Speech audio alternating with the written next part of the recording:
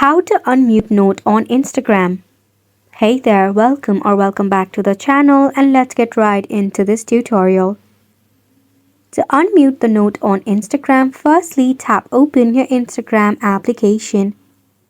From over here, make sure to log in into your account. After you have successfully logged in, at the bottom right corner you will see a profile icon. Click on it. From here, you need to tap on the following list. You can also search for the person's profile by tapping on the search icon, or just by checking out your followers or following list. Right over here, click on the three dot icon next to the person. There you will see the option of mute. Click on it.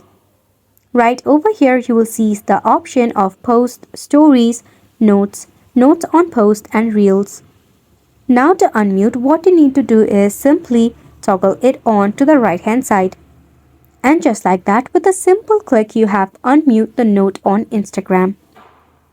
So this is how you unmute notes on Instagram. Wasn't it simple?